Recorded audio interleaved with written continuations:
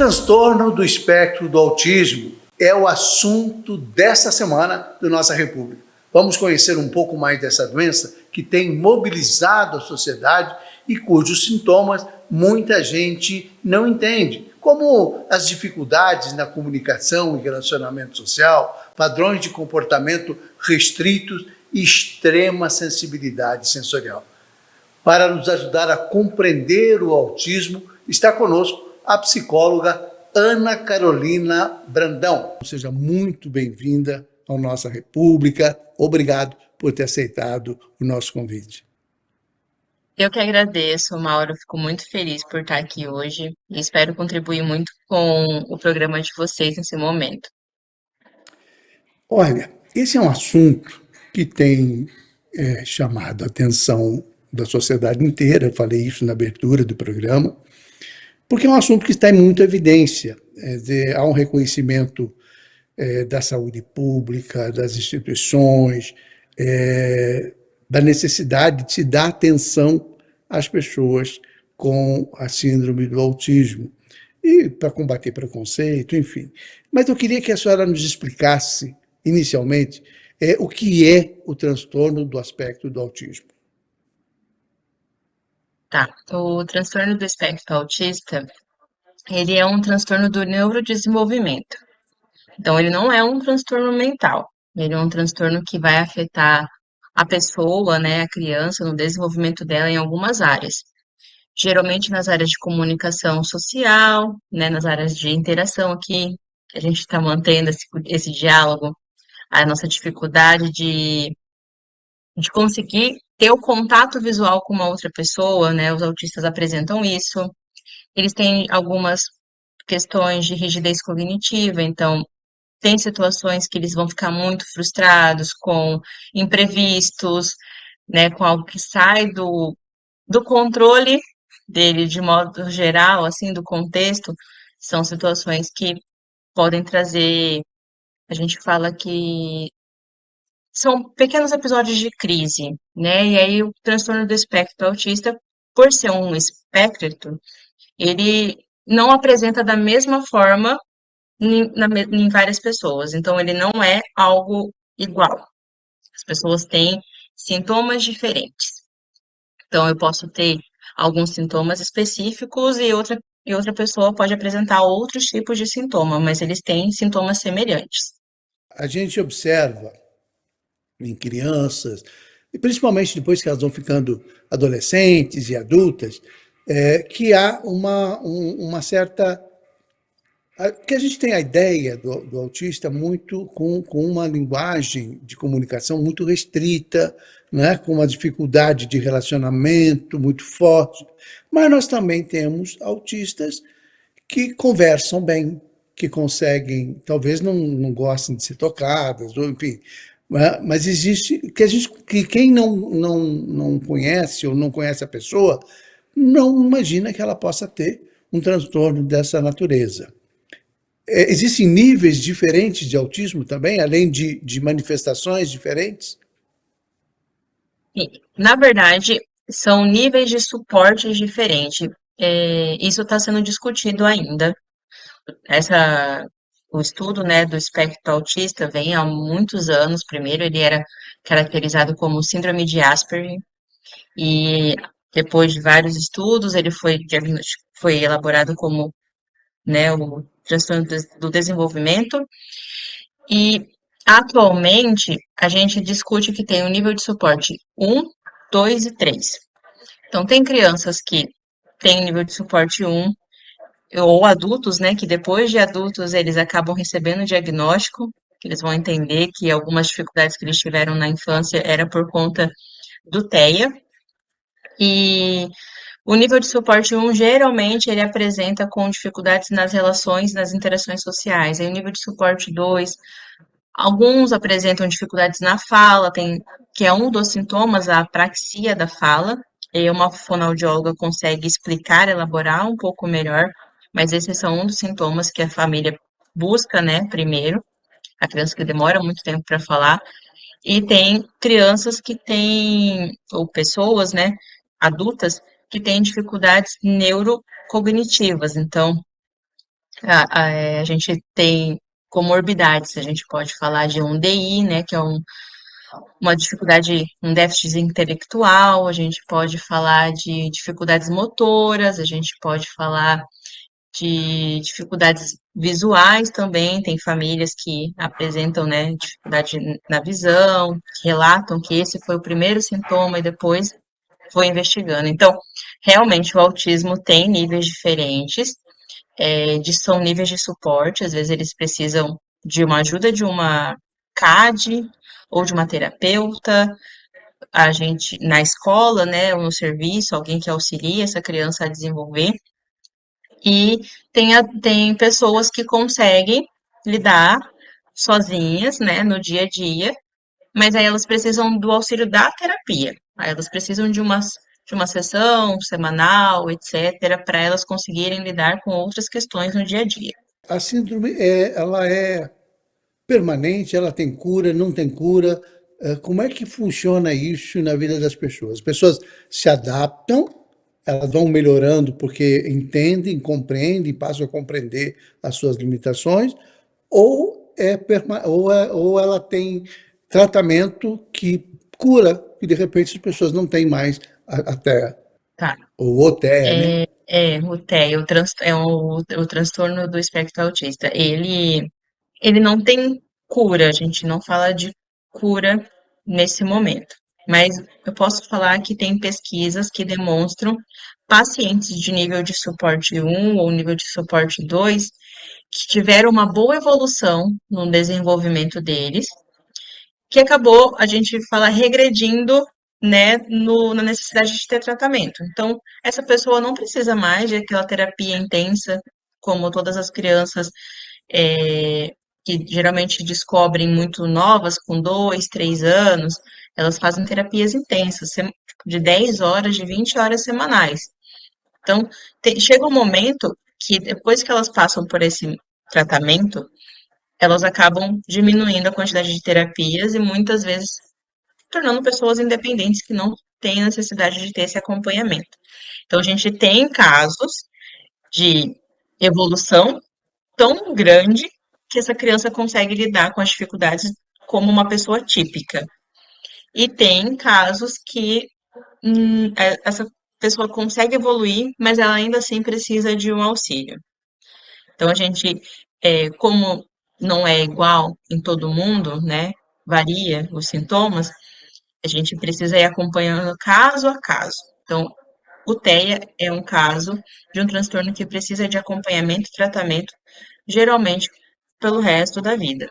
E aí você como pessoa, né, que está fazendo o tratamento, vai identificar em que áreas, quais as habilidades você precisa trabalhar e desenvolver.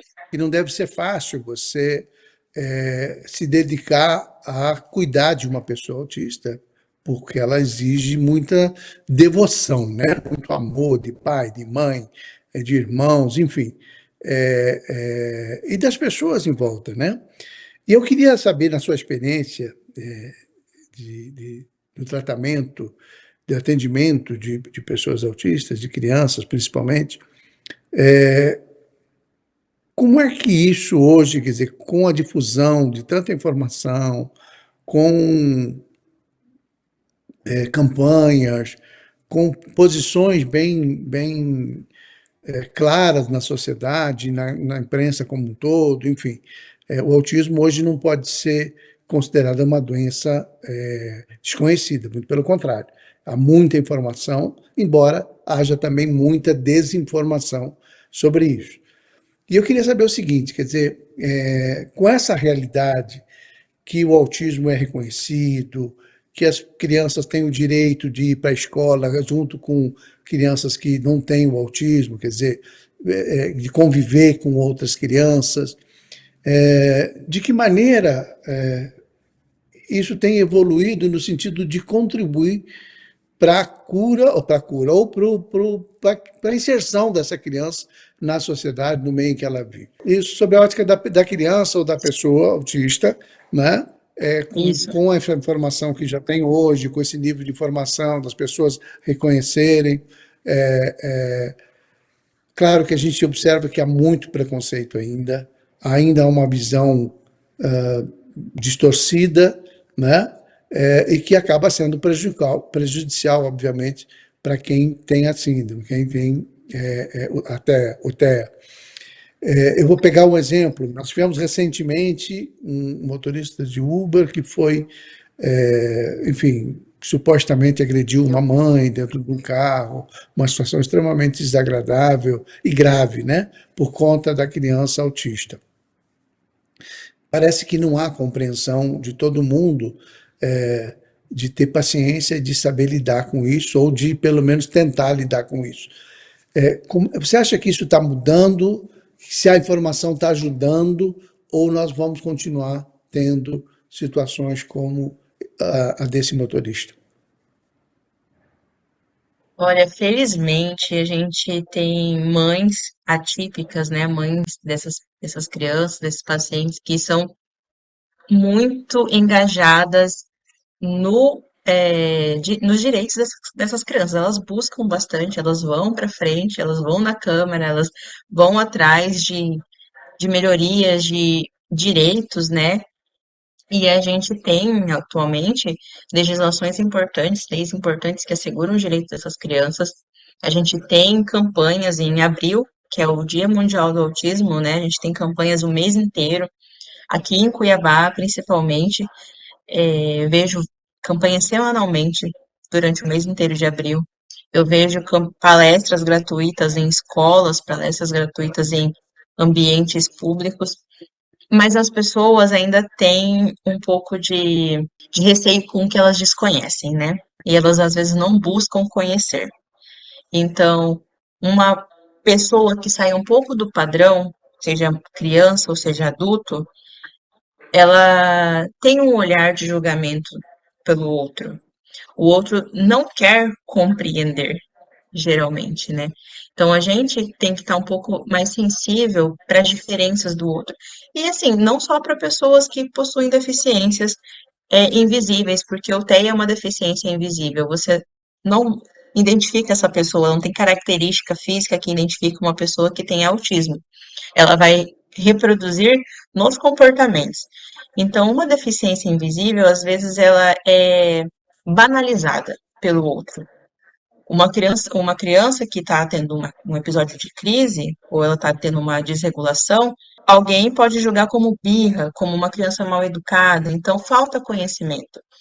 Mas ainda bem que estamos modificando isso. A gente tem pessoas da política atualmente ativas nesse campo, e elas estão levando bastante informação, e isso me deixa um pouco feliz como profissional. A gente faz a nossa parte, mas a gente sabe que quem busca mais ajuda e mais conhecimento é quem tem um caso dentro da família. Quem não tem, é muito difícil de saber o que é realmente, quais são os comportamentos dessas pessoas, né, realmente. Acredito que possa melhorar sim. Esse rapaz, infelizmente, agiu de má fé, não tinha conhecimento, foi uma pessoa que provavelmente, né, a gente não sabe, porque é suspeito de agredir a mãe. Então, assim, é uma pessoa que precisa de orientação. A gente fala que ele foi uma pessoa ignorante, ignorante no conhecimento, né? Porque se ele tivesse conhecimento, ele saberia lidar melhor com a situação, com certeza. Eu vou pedir para a gente ir para um comercial, doutora Ana, e eu volto na sequência para colocar um exemplo, para fazer um questionamento, porque nem tudo, ela mesmo colocou que existem situações que aos poucos vão melhorando por conta da militância em torno desse assunto, da divulgação, da preocupação de famílias que têm casos de autismo em casa, enfim. Mas a gente vai para o intervalo e eu volto com um questionamento que me parece uma visão positiva, pelo menos a médio e longo prazo. Não saia daí que a gente volta num instante só.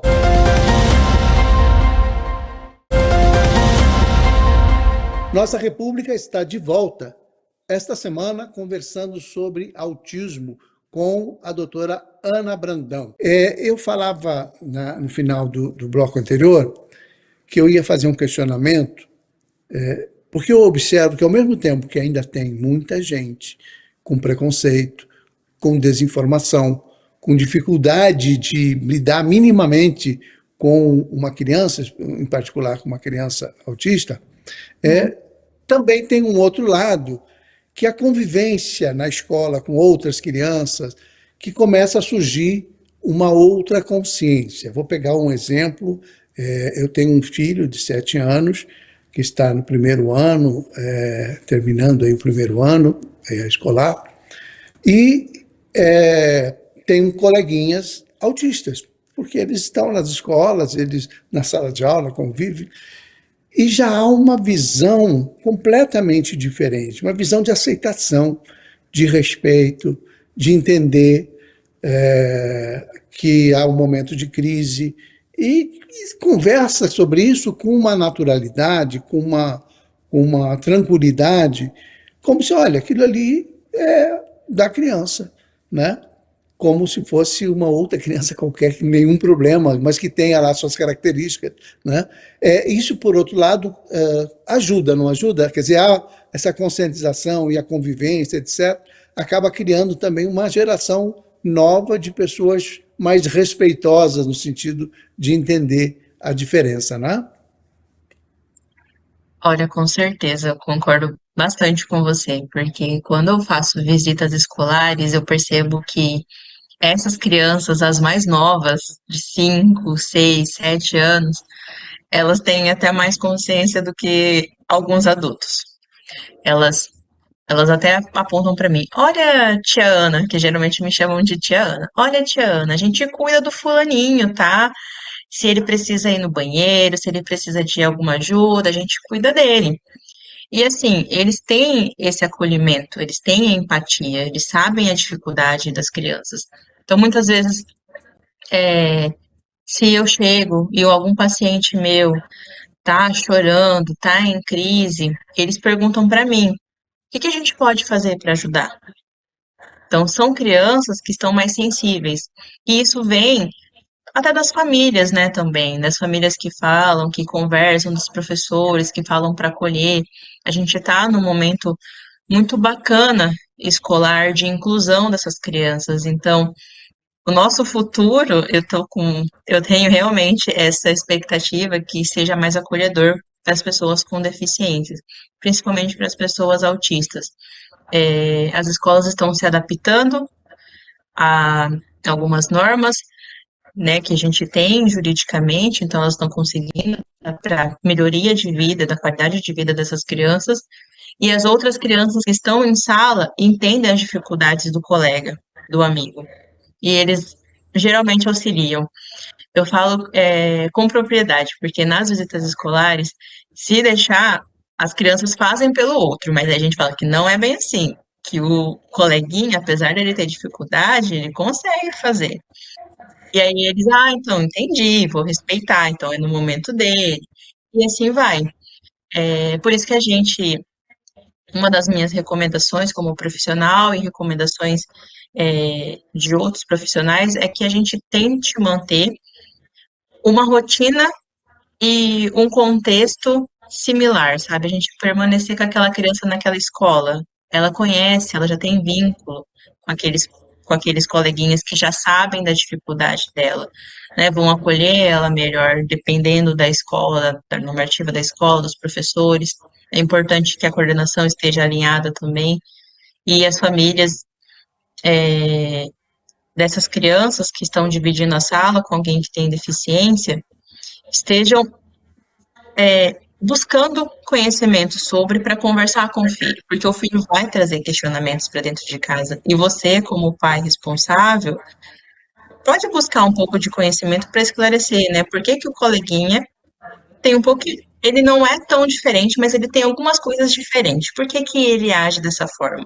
E aí o pai pode explicar, né, de modo meio generalizado, mas assim, de modo que a criança não fique sem respostas, porque as crianças são curiosas, elas vão perguntar. Né, elas perguntam mesmo e querem entender, e é bom que entendam, né?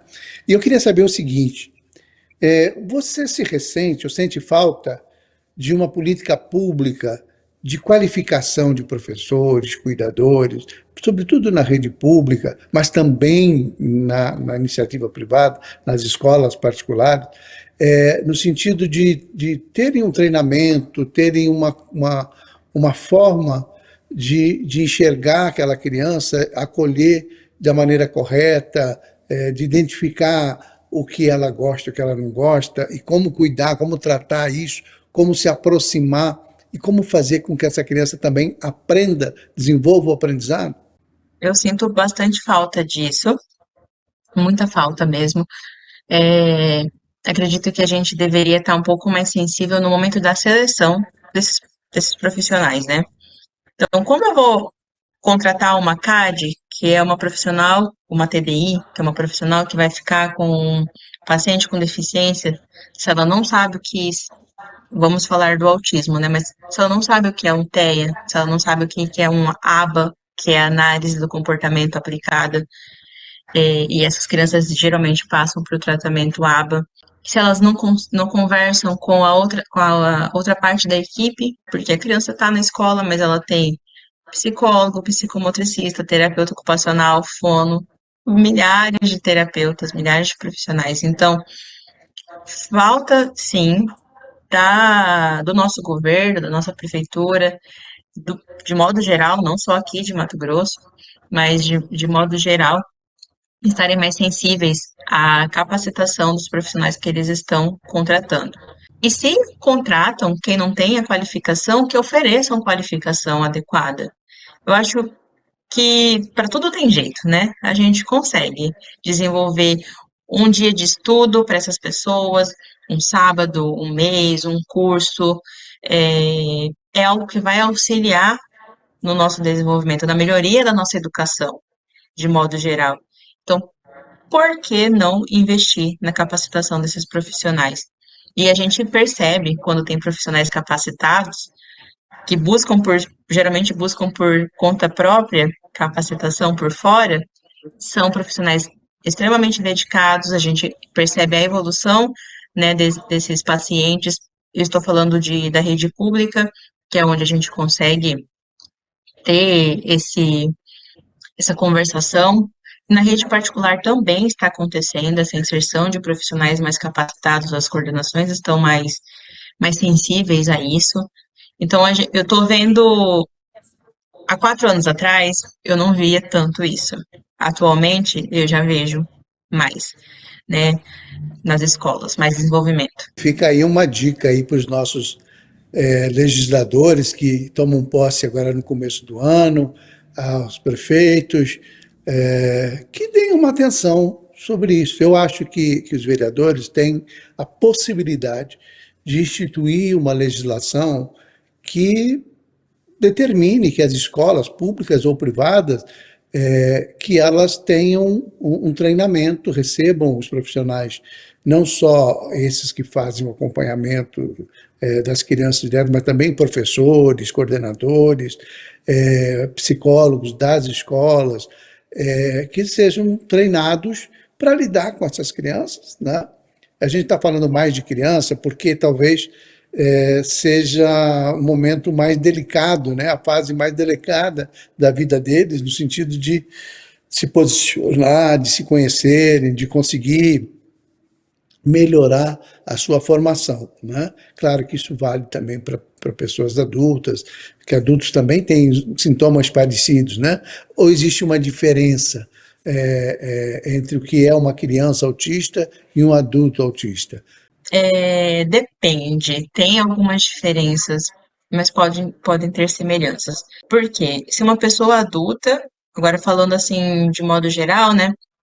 Uma pessoa adulta que passou por um tratamento, ela vai ter um comportamento mais assertivo. Uma pessoa adulta que descobriu tardiamente o diagnóstico, ela se adaptou ao contexto. Então, ela tem estratégias que às vezes não são tão favoráveis. Pode ser uma pessoa que evita sair, uma pessoa que se isole, uma pessoa mais ou uma pessoa reativa. A gente tem os dois extremos. Então, depende muito do tipo de ambiente que essa pessoa cresceu. Então, a gente verifica uma pessoa com padrões de comportamento diferente com excessos, né? Excessos de isolamento, excesso de comunicação, às vezes ela não tem filtro, porque os autistas às vezes eles não têm filtro, eles não identificam as suas expressões faciais. A gente está aqui conversando, eu estou sorrindo para você, mas tem autistas que vão acreditar que eu estou rindo dele, né?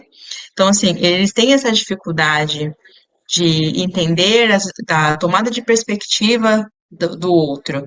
Então, pode ser que um adulto tenha dificuldades para uma reunião mais séria, para uma entrevista de emprego, o momento que ele trabalha com RH, por exemplo, e ele precise demitir um profissional e ele tem a dificuldade para dar esse feedback para o profissional. Então, tem algumas outras questões mais detalhistas, assim, mais singelas a Pontuais. cada pessoa. Isso, é. A cada caso vai ter uma particularidade.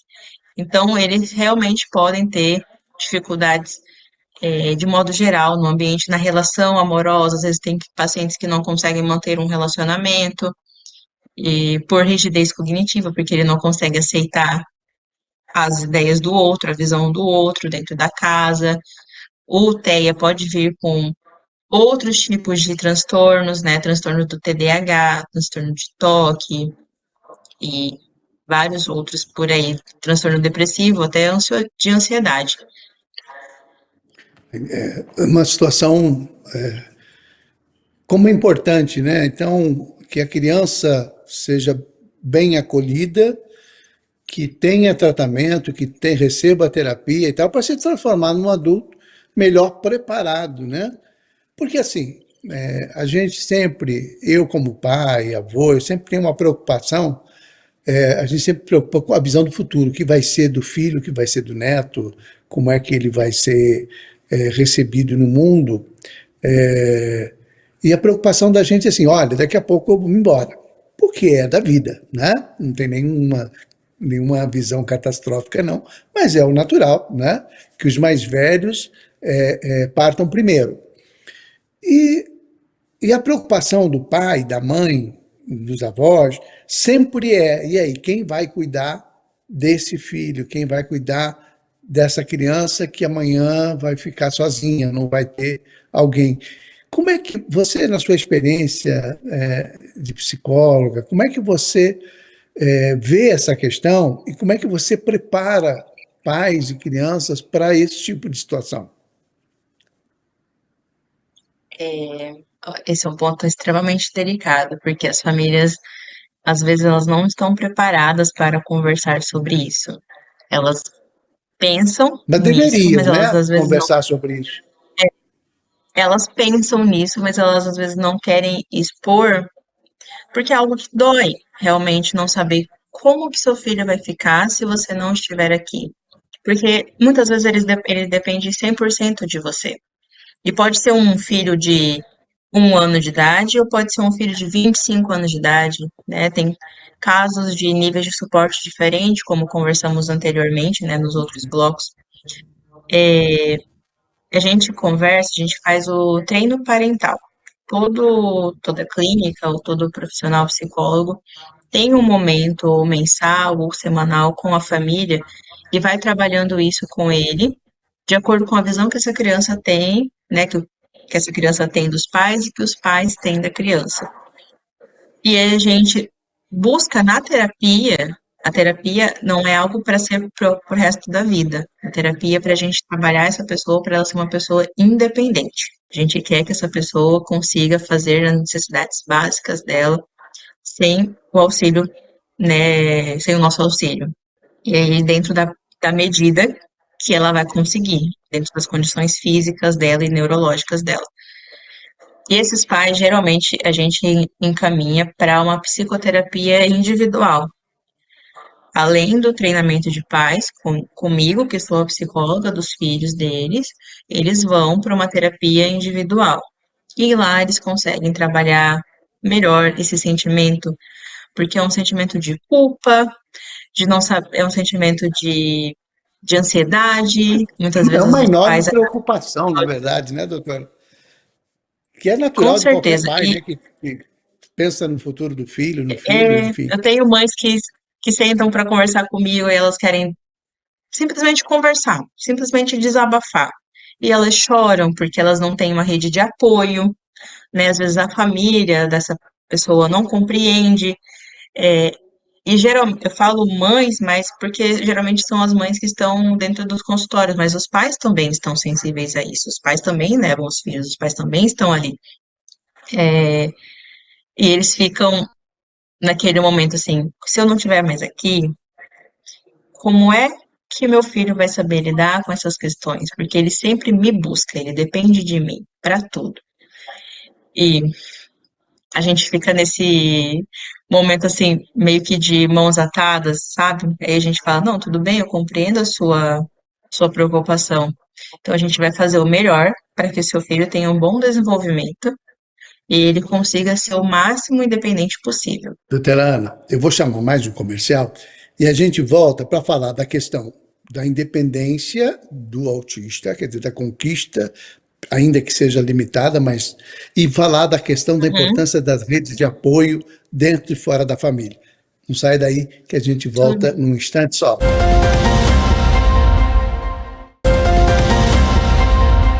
Nossa República está de volta esta semana conversando com a psicóloga Ana Brandão, Ana Caroline Brandão, né?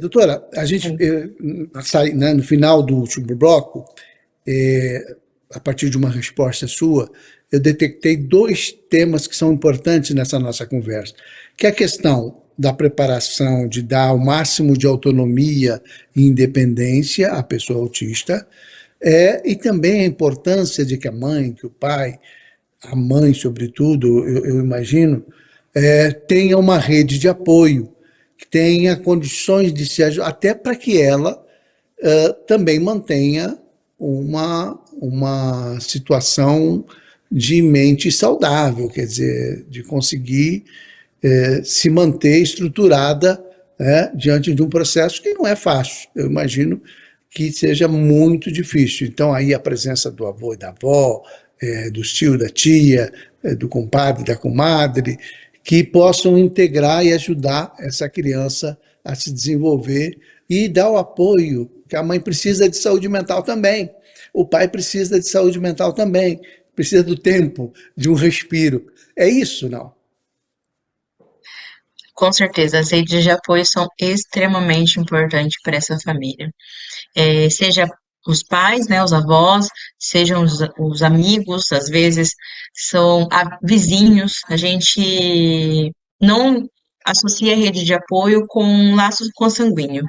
A gente associa a rede de apoio com pessoas que podem te auxiliar naquele momento. Olha, não consigo levar meu filho hoje na terapia. Será que você consegue me ajudar? Você pode buscar para mim? E tem, preciso de um tempo de descanso, porque pais precisam de descanso. Eles trabalham o tempo todo, eles buscam o melhor para os seus filhos a todo momento, e eles precisam de um momento deles também, de cuidar da saúde deles também, né, da saúde mental, da saúde física. E tendo uma rede de apoio que auxilia, é extremamente válido para essa família, para os pais se sentirem acolhidos, e até a gente retoma um pouco, né, aquela preocupação do se eu partir hoje, com quem que meu filho pode ficar?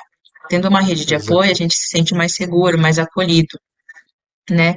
E até a criança também se sente mais acolhida, porque ela tem uma ampla gama de pessoas adultas ou irmãos, alguém ali para ela se apoiar, porque ela sabe que ela vai ser amparada. Realmente é importante você buscar. Nem todo mundo tem uma rede de apoio. Infelizmente, tem pessoas que moram em outros estados, que vão buscar melhoria para os filhos, às vezes pessoas que saem daqui do interior, né, da cidade, do estado, vão para São Paulo, vão para o sul, que é onde tem tratamentos mais sofisticados, hospitais maiores, porque o TEA ele geralmente vem com outros tipos de comorbidade.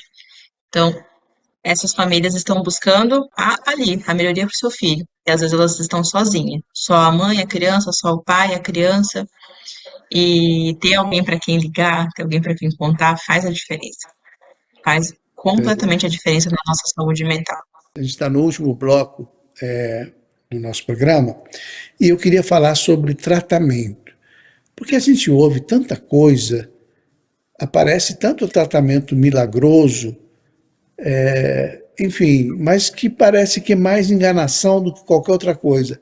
Como é que você vê isso como profissional? Quer dizer, o que você recomenda para o pai, para a mãe de uma criança autista, de um adulto autista? Quer dizer, existe hoje algum tratamento que é assim, olha, vai curar, vai resolver o problema para sempre? Como o transtorno do espectro autista não é uma doença, ele é uma condição neurológica que traz dificuldades para a pessoa no contexto de vida, né? Seja trabalho, seja relações é, aqui sociais, nas relações amorosas, como a gente conversou, mas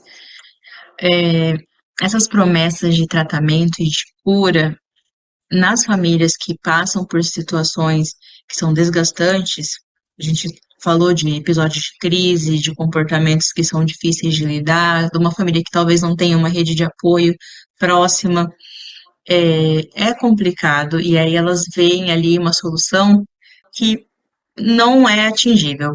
A gente sabe que em qualquer profissão vão ter charlatões, vão ter pessoas ali com falsas promessas para você e engambelando você, porque vão te atingir na sua vulnerabilidade, no que você está precisando ali. Então, para essa família, para esses pais que estão buscando ajuda, eu falo, pesquisem o currículo dessas pessoas, primeiramente, antes de colocar qualquer criança dentro de uma clínica ou dentro de um consultório, pesquisem o currículo dessas pessoas, pesquisem referência dessas pessoas, entre nas sessões, é direito seu entrar nas sessões do seu filho, acompanhar seu filho, independente de que profissional seja, se seja psicólogo, se seja fono, TO, entre nas sessões do seu filho, acompanhe ele e busquem mais informações sobre o que é um tratamento, né, para essa criança. Eu, como psicóloga, posso falar apenas o que me compete, que é da análise do comportamento. Então, se eu sou uma profissional responsável e ética, eu tenho 7 dimensões para serem atingidas dentro do meu escopo, do meu trabalho. Eu tenho que trazer dados para essa família, né? Então, desde que essa criança entrou no meu consultório, eu tenho que ir ali mostrar para os pais, olha, ele entrou assim, sei lá, ele não falava nenhuma palavra. Hoje em dia ele já está falando 20 palavras. Então, eu tenho gráficos para serem mostrados para os pais.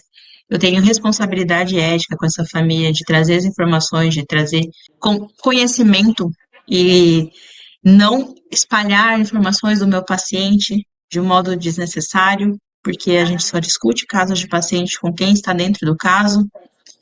Eu tenho que trabalhar a generalização, a gente falou um pouco sobre independência, e a independência faz parte da generalização, é um dos âmbitos da minha abordagem. Eu preciso estar aqui conversando com você, mantendo esse contato visual. Eu treino o meu paciente para isso. Eu faço o treino ali de habilidades sociais, para que ele converse comigo olhando nos meus olhos. Às vezes ele consegue fazer isso só comigo, mas não é o ideal ele fazer só comigo. Ele tem que fazer isso comigo, com você, com o pai dele, com a professora.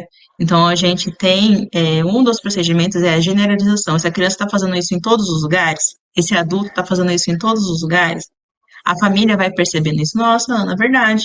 Ele não ia no banheiro, ele não pedia para ir no banheiro, ele segurava, fazia xixi na calça para não ir. E agora ele pede, agora ele conversa, ele olha pra gente, ele responde o que a gente está falando com ele. Então, assim, são detalhes que pra gente, né, para crianças típicas, a gente percebe ali no dia a dia, ela vai fazendo natural, porque crianças fazem por imitação. Mas as crianças autistas, elas têm umas dificuldades mais perceptíveis, assim, no dia a dia, nos contextos, assim, que só os pais e quem está convivendo consegue perceber. Então, é importante para a família estar buscando mais informações daquele profissional. E um tratamento que atualmente é um dos maiores recomendados internacionalmente, a gente tem certificações internacionais, né, lá dos Estados Unidos, é o tratamento da análise do comportamento aplicada, que é o APA. Então, atualmente, ele é o tratamento mais indicado para pessoas com transtorno do espectro autista. Porém, tem outros tratamentos aí, mas o mais indicado, o que demonstra-se ser mais eficiente, é esse nesse momento, segundo os estudos, segundo pesquisas. E a gente tem profissional aqui em Mato Grosso, profissionais habilitados, qualificados para esse tipo de tratamento? Temos, temos profissionais aqui em Mato Grosso atualmente certificados internacionalmente, ainda bem. Temos um professor universitário, né, da UFMT responsável por isso. É um professor que auxilia a gente bastante nos âmbitos de pesquisa, num projeto de extensão que atende gratuitamente as pessoas mais vulneráveis, né? Então, as pessoas que não têm condições de bancarem os tratamentos porque são caros, não vou falar que são baratos, são caros. Então, muitas pessoas não têm acesso e a gente quer dar mais acesso para essas famílias. A gente quer ampliar que essas famílias tenham acesso ao tratamento dos seus filhos. Então, temos profissionais habilitados, sim. A gente sabe que não é fácil para eles conseguirem vaga também, porque, como eu falei anteriormente, essas crianças geralmente precisam de tratamentos intensivos, então, de 10 a 20 horas semanais. E um profissional que está responsabilizado por isso, às vezes ele só dá conta de 4, 5 casos, porque são crianças que demandam muito tempo. Então, os profissionais que estão habilitados, eles estão estudando, eles estão fazendo mestrado, doutorado, eles para dar o melhor para essas crianças. Então, a gente tem que estar muito atento se o profissional que eu estou entregando ao meu filho está ali comprometido com conhecimento, em buscar melhorias para Existe, o tratamento da minha criança.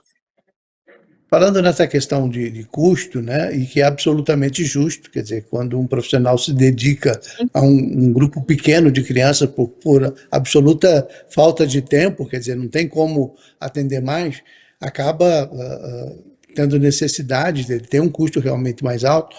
Mas existe algum financiamento público para isso? O SUS banca esse tratamento? Enfim, eu queria que você respondesse isso.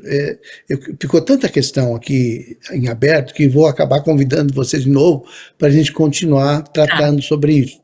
Porque eu queria saber se punição resolve o problema de comportamento de uma criança Nossa, legal. autista. Seu Eu queria saber uma comportamento. série de coisas. Não, é porque eu já Sim. vi, assim, não sei se pai ou mãe, enfim, se é familiar e tal, nessa linha, né? Mas o nosso tempo se esgotou. Então, por favor, fale rapidamente sobre essa questão do SUS, até onde o SUS vai no atendimento dessas crianças, para a gente poder encerrar o programa que ficou estourar um pouquinho meu tempo. Tá, vou falar brevemente do que a gente pode a gente pode ter conhecimento. O SUS, ele tem alguns tratamentos, mas eles não são tratamentos prolongados, né? Tem fases, porque tem gente na fila. Então, o que que a gente pode fazer? Algumas famílias podem entrar pela Defensoria Pública com liminares para conseguir vagas em clínicas particulares. Elas podem conseguir essas liminares, é um pouco mais custoso, elas podem conseguir liminares para terem tratamento com profissionais é, individuais também, pode ser clínica ampla de vários profissionais ou um profissional só. Tem algumas redes é, no interior, aqui em Cuiabá também, algumas redes públicas que atendem fornecendo, é um tratamento, é o que eles conseguem, né? Então a gente que dá para fazer. É um tratamento quinzenal. Então, às vezes, um paciente vai ali numa fono, 15, 2 vezes por mês, ou vai numa físio, uma vez por semana. É uma coisa que é para não deixar de ter, mas a gente sabe que o melhor é que tivesse de forma intensiva. Como a demanda é muito alta, muito ampla, eles fizeram dessa forma. Então, eles conseguem oferecer o tratamento até que essa pessoa consiga uma liminar, consiga algo mais intensivo. Então, as famílias que precisam desse auxílio, eu falo para buscarem a AMA, né, que é a Associação das Mães Autistas, Então, vocês podem pesquisar a Helena, aí dá um Google, ela é a presidente da associação, ela consegue auxiliar vocês para fazer a carteirinha do autista, vocês têm direitos para viajar de forma gratuita, para prioridades em fila, para prioridades na escola, vocês têm que buscar os seus direitos. Então, se vocês têm direitos para viajar, para a escola, para outras coisas, para a saúde, vocês também têm direitos. Entre no CAPS, no postinho, vocês vão perceber que alguns ali vão te dar direcionamentos para o melhor tratamento do seu filho. Podem não ser um tratamento intensivo, mas eles vão te dar um suporte para que em um momento você consiga um tratamento intensivo para sua criança. E tem famílias que conseguem tratamento todo gratuito, assim, tudo pelo SUS. Muito bem. Ana, muito obrigado, obrigadíssimo pela sua entrevista esclarecedora. E já fica desde já me devendo uma outra para a gente seguir nesse Bom, papo, porque eu acho que tem muito assunto ainda para a gente discutir. E a gente parece, mas é um universo tão pequeno. Não é um universo pequeno. É muita gente envolvida, né? São muitas crianças com autismo, são muitas famílias que têm necessidade de ajuda, quer dizer, no sentido de serem acolhidas também pelo poder público, pela saúde pública, pelas instituições possíveis, como você colocou. Então, fica aqui o meu agradecimento pela sua entrevista bastante esclarecedora e o convite para uma próxima oportunidade a gente voltar a falar sobre isso. Muito obrigado. até mais, obrigada, até a próxima. Com certeza volto sim. Então, tá joia. Abraço. Um abraço a todos.